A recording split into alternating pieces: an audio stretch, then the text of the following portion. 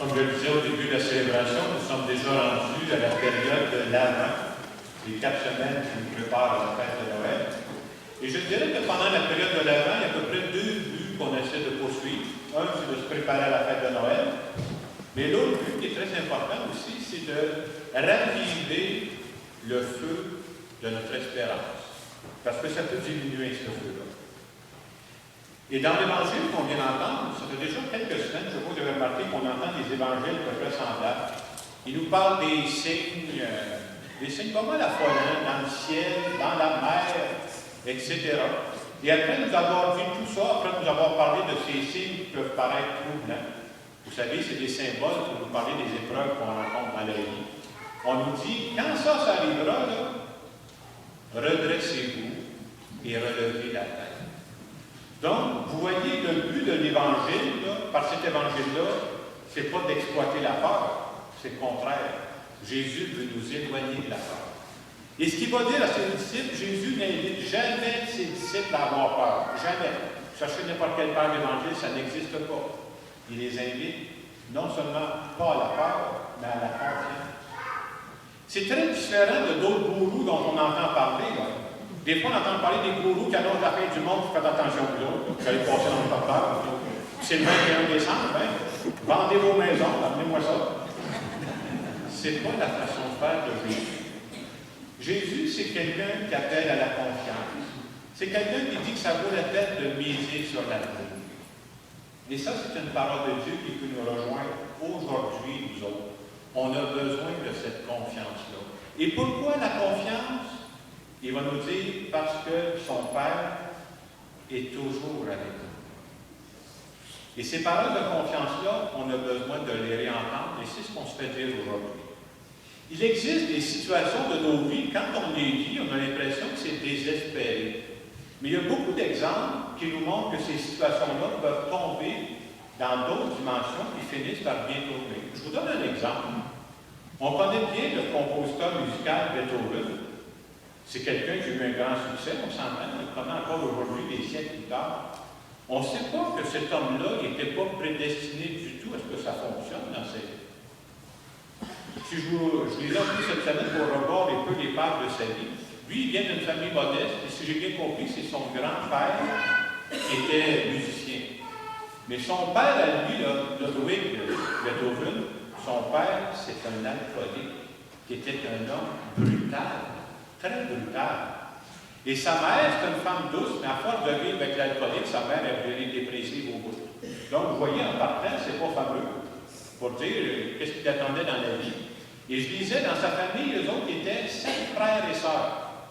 Sur les 7, là, il y en a 3 qui sont devenus adultes, les autres sont morts avant. C'est quand même quelque chose. 4 de tes frères et sœurs sont morts avant de devenir adultes. Et lui, à l'âge de 28 ans, c'est un musicien. Il devient sourd. La surdité arrive. Si je vous compte ça, c'est pour dire, il me semble que cet homme-là, il avait tout pour que ça ne marche pas. Hey, devenir sourd quand tu es musicien, coudonc, je vais d'arrêter ma job. Hein? Et à travers ça, si je vous compte ça, c'est que cet homme-là a continué d'espérer. Puis ça a donné le virtuose qu'on connaît aujourd'hui. C'est bien pour dire, moi je pensais à ça quand je préparais cette semaine. Moi, il n'est pas arrivé la moitié de ce qui est arrivé à Beethoven. J'ai de la misère à jouer la cuillère. Hein? C'est pour dire, hein? Comment tu dis, c'est pas ce qui t'arrive souvent dans la vie, c'est est-ce que je continue d'espérer quoi qu'il arrive? Et en cette fin de semaine de l'Avent, justement, on veut se rappeler que raviver notre espérance, c'est important. Je lisais un texte cette semaine qui disait qu'une personne ne devient vieille qu'à partir du moment où elle cesse d'espérer. À partir du moment où j'attends plus rien de la vie, bien, faites vos préarrangements et vous tapez de suite. Hey, espérer, c'est ça. J'écoutais une de mes amies qui me disait, vous savez ce qu'elle disait à sa mère? Sa mère qui est sage, elle disait toujours, tout finit par s'arranger. Je ne sais pas si je vieillis, mais je commence à y croire. Tout finit par s'arranger. Et je vous inviterai de répéter ça aux enfants, à vos petits-enfants. Puis dans X années, quand ils sont mal pris, ils diront, ma vieille mère, mon vieux père me disait ça. Tout finit par s'arranger. Et c'est vrai. C'est ça d'avoir de l'espérance dans sa vie. À travers ça, pendant cette période de l'Avent, j'ai pensé qu'on pourrait se donner un signe. Un signe pendant cette période de l'Avent, mais un signe aussi parce que c'est l'année de la foi. C'est le pape nous a demandé de vivre cette année de la foi-là. Un signe parce qu'on n'est pas juste des intellectuels. Et ce signe-là, je pensais vous le présenter, je l'ai mis dans vos bancs. Si vous fouillez un peu sur les petites tablettes où sont les feuillets de champ, on a mis des petites cartes dans vos bancs. Je vous invite à prendre la carte. Ça correspond justement au visuel qu'on a mis juste ici en face de l'hôtel. C'est une petite carte qui ressemble d'une carte d'assurance maladie. C'est voulu. C'est exactement ce que j'ai voulu faire. Alors, c'est un projet qui m'a trotté dans la tête depuis le mois de juillet l'été dernier. Alors, j'ai mis cette carte-là. Pour l'année de la foi, j'ai marqué en gros le mot confiance. Parce que confiance puis foi, pour moi, c'est à peu près pareil, mais dans la vie ordinaire, on parle plus de confiance que de foi. Et j'ai marqué sur la carte ceci. Je choisis de croire que je ne suis jamais seul dans la vie. Dieu, tu veilles sur moi. Moi, je dirais que l'essentiel de notre foi, c'est ça. C'est pas Dieu, tu vas tout m'arranger. Dieu, tu vas être là, quoi qu'il arrive. Au verset de la carte, si vous allez au verset, c'est marqué confiance. Je suis avec vous tous les jours, ça vient de l'Évangile selon Saint Matthieu. Après ça, c'est marqué signature et date. Moi, je vous demanderais de ne pas signer la carte tout de suite. J'aimerais ça que cette carte-là, qui va nous servir pendant la période de l'Avent, ce soit un signe d'un engagement. Un signe d'un engagement sérieux, parce que vous savez, la carte d'assurance maladie, on sait très bien qu'on en a besoin quand on va voir le médecin. N'oublie pas ta carte. Il y a besoin de faire des clic quand il va le voir. Puis on sait que cette carte-là est importante. Et j'ai voulu montrer en mettant une signature que cette carte-là pourrait être importante pour vous.